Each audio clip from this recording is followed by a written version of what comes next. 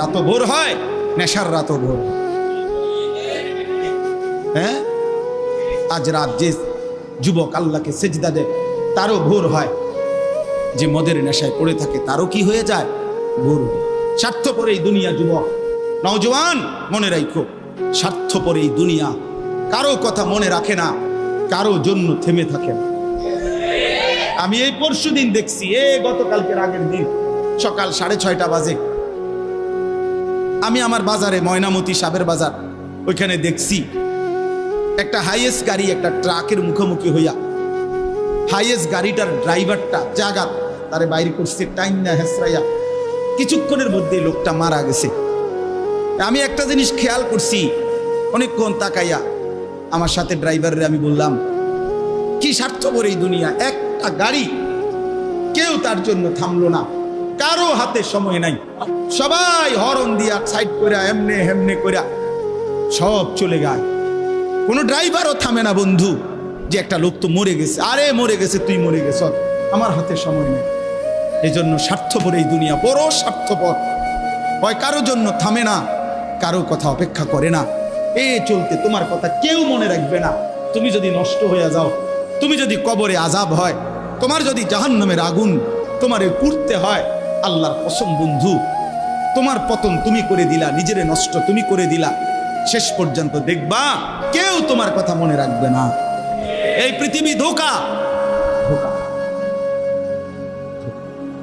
চলো এই জন্য আল্লাহর দিকে ফিরে আসি।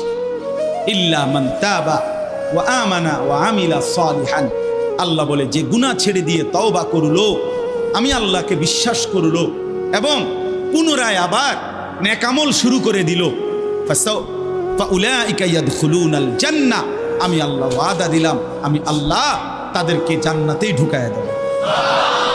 ওয়ালা ইউজলামুনা শাইআ, কোনো জুলুম করা হবে না এক বিন্দু।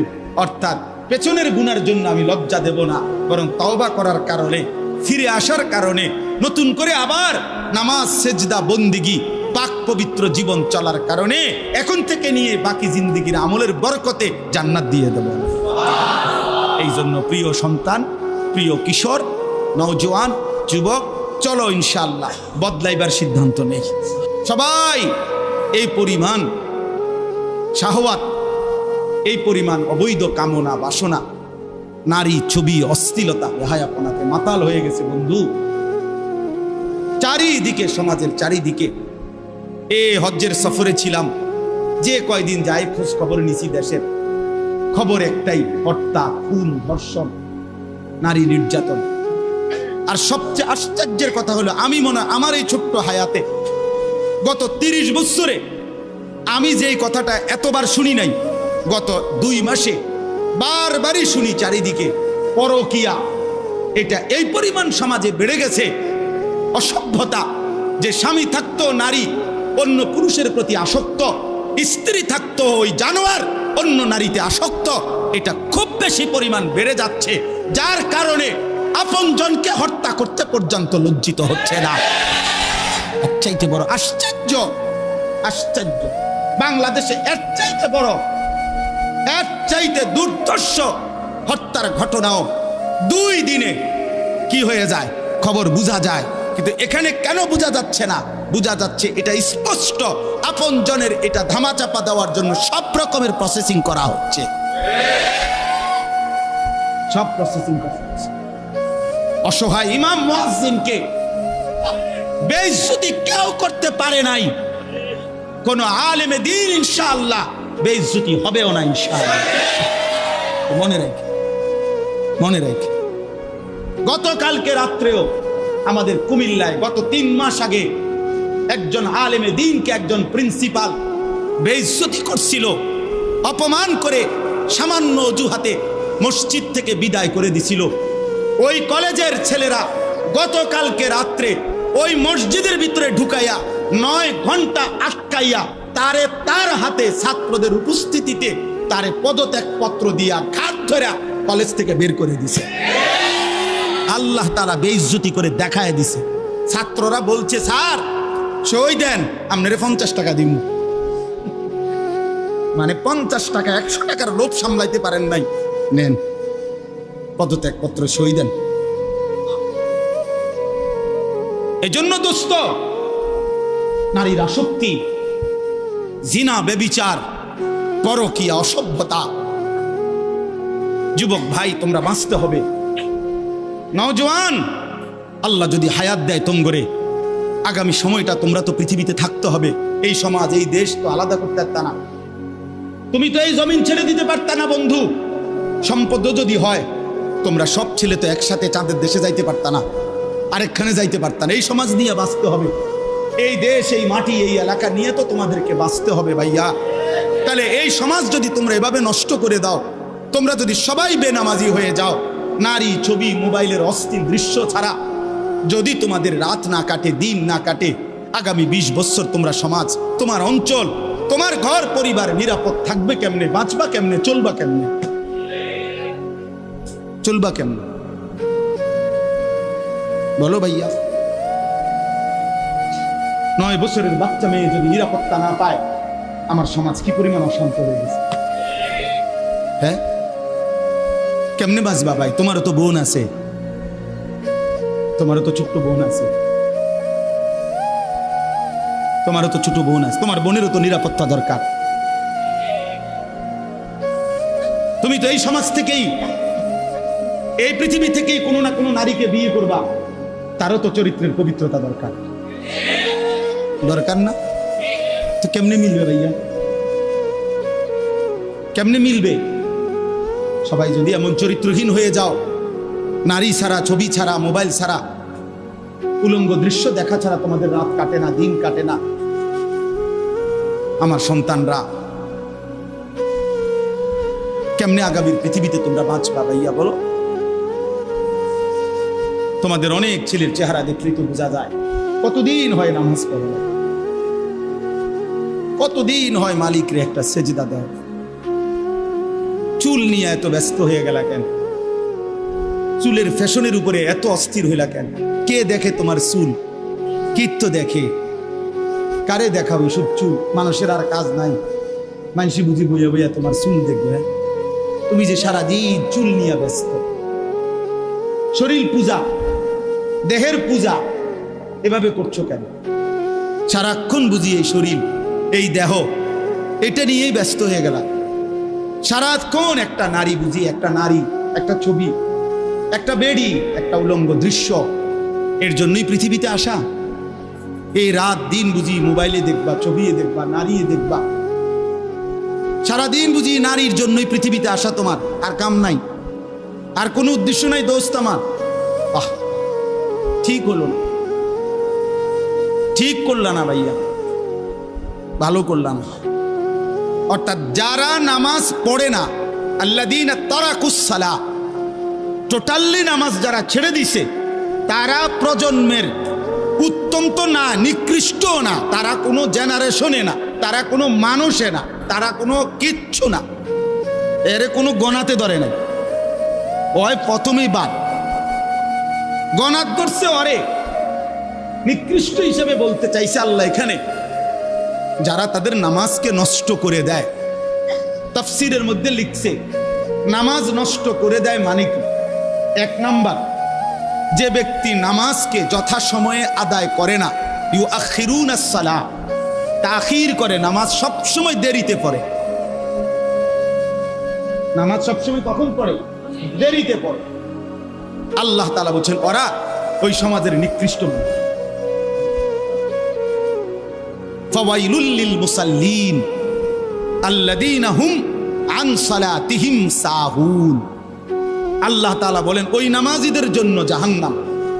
ওয়াইল, জাহান্নামের একটি গুহা, জাহান্নামের একটা অংশ, জাহান্নামের ভীষণ আযাব। আল্লাহ তাআলা বলছে তারা আল্লাযীনা হুম আন সালাতিহিম সাহুন, যারা তাদের নামাজের মধ্যে সাহুন, অলস, নামাজকে সবসময় দেরি করে, নামাজকে সবসময় দেরি করে। জোহরের আজান হয়েছে 1টা বাজে, এবারটা জোহরের নামাজ পড়তে গেছে 1:15 বাজে, ওরা নামাজ পড়ছে লুঙ্গিটারে বইটা গামছা একটা কান্দে দিয়া রুকুছে দিয়ে 3-4টা মেরে দিল আর কি।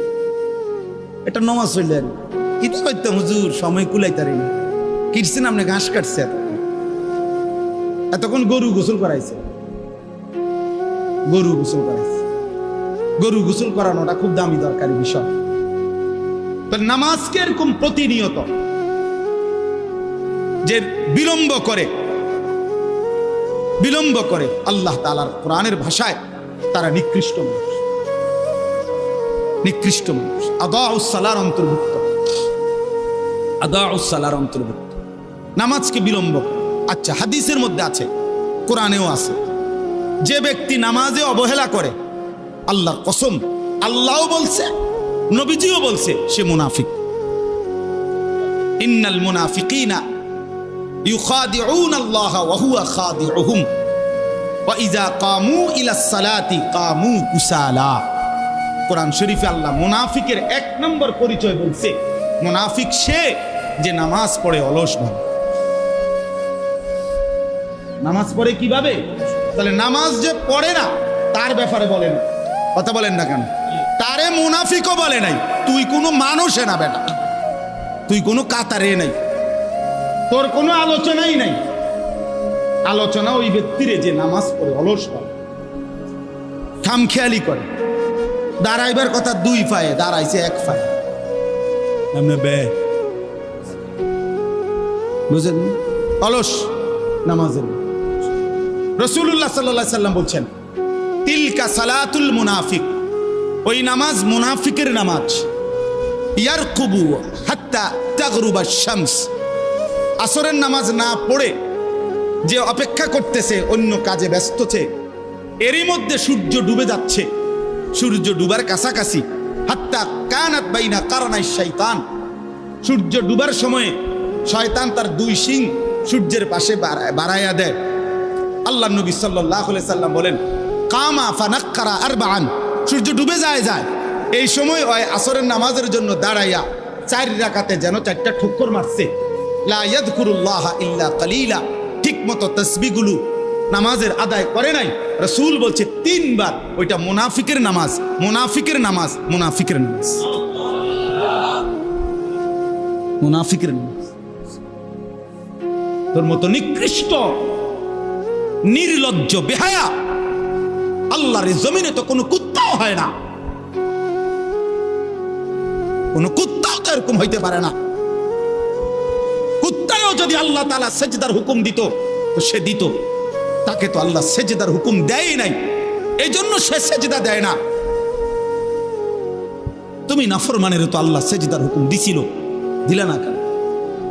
তোমার তুলনা তো জানোয়ারের সাথেও হয় না। এই জন্য তো আল্লাহ বলছে বালহুম আদাল, ওই জানোয়ারের চাইতে নিকৃষ্ট। ওর উদাহরণ নাই, ওর তুলনা কুকুরের সাথেও না, ওর তুলনা শুকরের সাথেও না।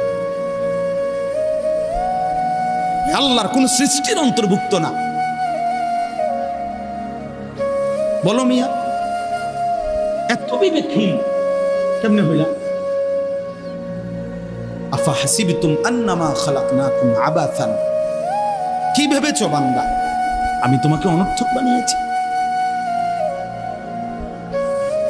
তোমাকে আমি একদিন, আমি আল্লাহ 1 সেকেন্ডে চাইলে পারি, কুন ফায়াকুন, আমি হও বললেই হয়ে যায়। সেই আমি 9 মাস কেন লাগাইলাম? 9 মাস লাগাইলাম। আরে বলো কি বান্দা,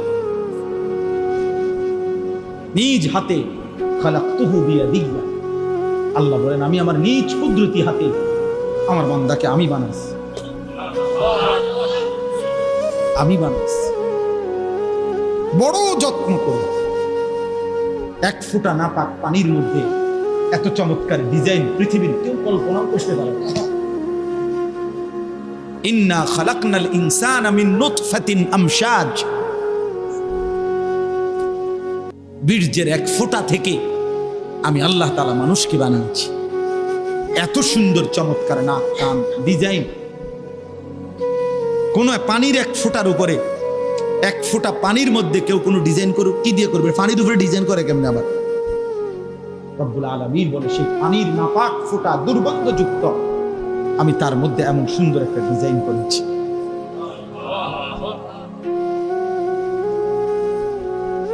কেমনে ভুলে গেলাম?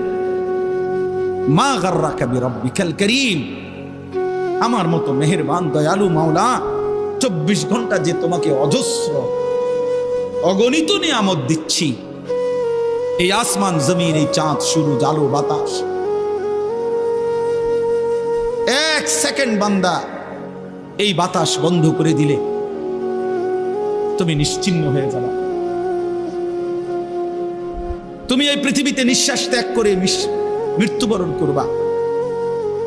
একটা নিঃশ্বাসের জন্য তুমি এতটা মুখাপেক্ষী আমি আল্লাহর কাছে, সেই আমাকে একটা সিজদা দিবা না? সেই আমাকে একবারও ডাকবা না?